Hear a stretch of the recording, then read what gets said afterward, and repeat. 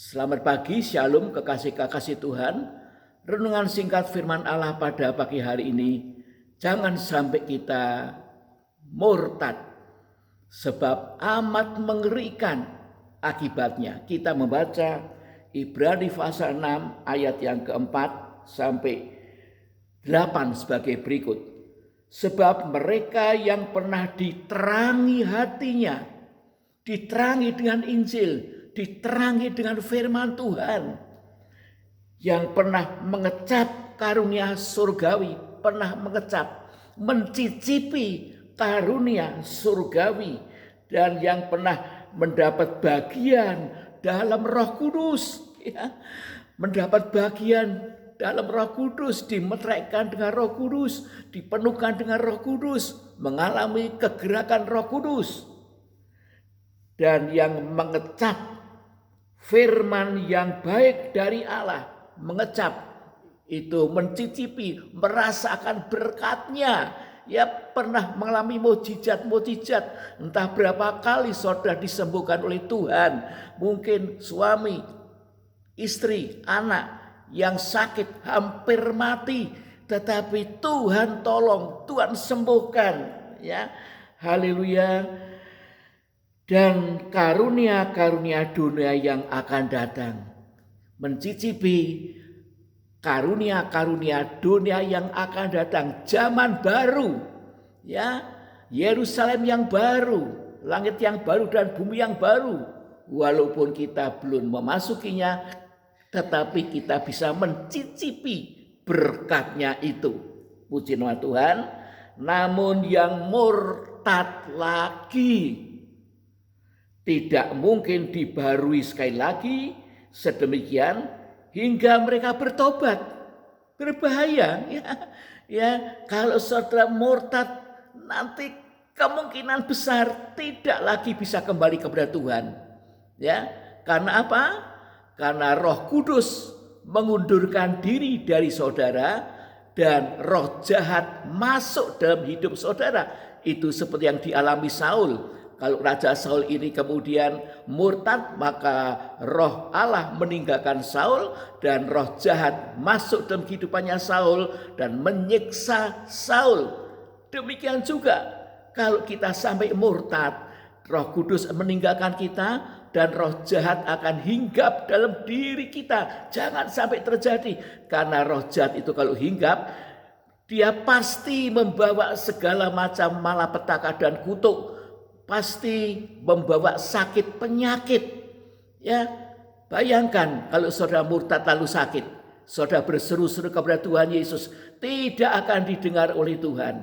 Ya, puji nama Tuhan. Kemudian dikatakan, haleluya, tidak mungkin dibarui lagi, sekali lagi sedemikian hingga mereka bertobat, sebab mereka menyalibkan lagi anak Allah bagi diri mereka dan menghinanya di muka umum. Murtad itu bukan perkara yang kecil.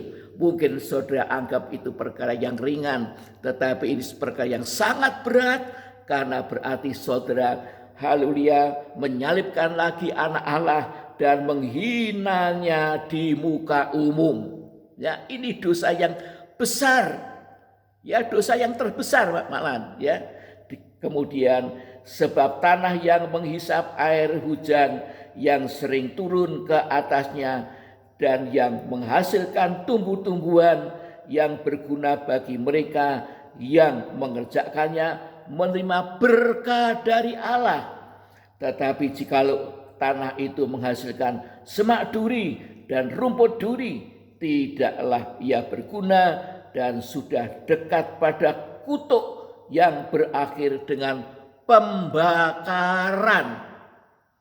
Ya, jadi di sini Rasul Paulus mengumpamakan hati manusia itu bagaikan tanah yang kering, yang tandus, tetapi terus mengalami pekerjaan Roh Kudus, dihujani oleh Roh Kudus dan ditaburi benih-benih firman Allah oleh hamba Tuhan, haleluya, yang menggembalakan kita.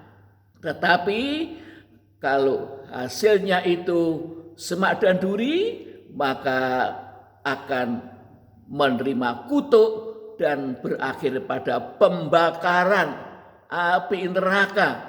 Haleluya. Semak duri itu adalah penghinaan kepada Tuhan.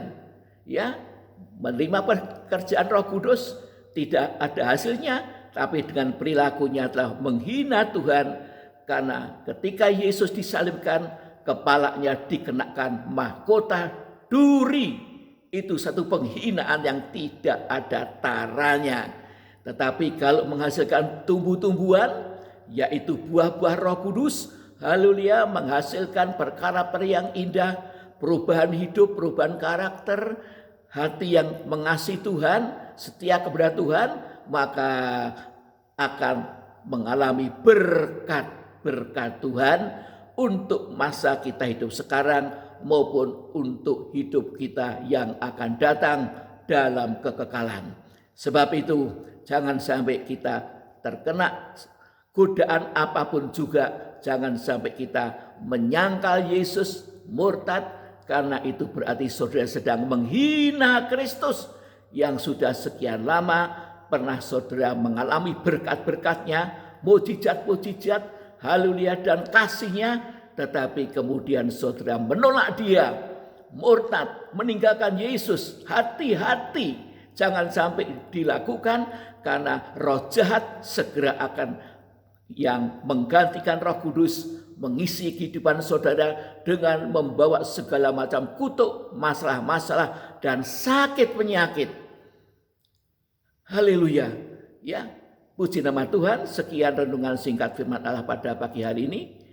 Tuhan memberkati kita. Mari kita berdoa. Bapa yang di surga, Tuhan Yesus, kami mohon kekuatan, haleluya, dan kebijakan dari Tuhan agar kami tetap setia kepada Tuhan, mengasihi kepada Tuhan, dan tidak tergoda untuk murtad.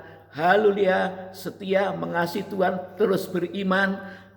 Apapun godaannya, kami pasti menang, karena kalau kami mentaati Tuhan, Tuhan di pihak kami, Tuhan membela kami. Ya Tuhan, terima kasih Tuhan. Haleluya, tolong kami dan seluruh keluarga kami, jangan sampai ada yang murtad. Kalau ada yang murtad, kami sebagai anak Tuhan berkewajiban, bertanggung jawab, menasihati, haleluya, dan menarik kembali datang kepada Yesus Kristus dan bertobat.